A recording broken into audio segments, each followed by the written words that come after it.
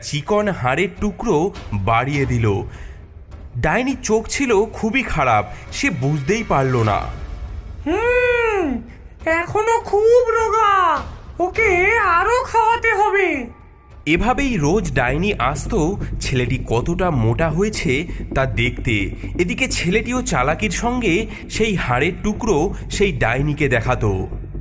এভাবেই 1 সপ্তাহ পার হয়ে গেল। ডাইনি ক্রমশ অধৈর্য হয়ে পড়ল।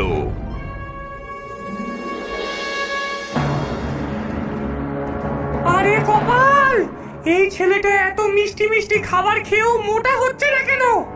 আর অপেক্ষা করা যাবে না, কাল সকালে এই ছেলেকে রান্না করব। বাঁচাও, বাঁচাও, কেউ আমাদের এই ডাইনির থেকে বাঁচাও। কি বিড়বিড় করছিস? যা যা, উনুন গরম কর, কাল ভোরে তোর ভাইকে তাতেই ফেলে দেব।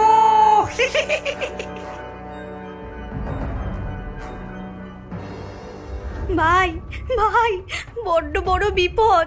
ওই ডাইনি বলছে কাল তোকে রান্না করবে। ঘাবড়াস না দিদি, আমার কাছে একটা বুদ্ধি আছে, শোন।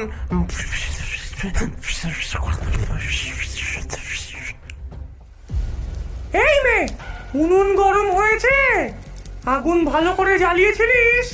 হ্যাঁ দিদিমণি, আগুন জ্বলছে, কিন্তু উনুনের ভিতর কেমন গরম হয়েছে তা তো আমি বুঝতে পারছি না।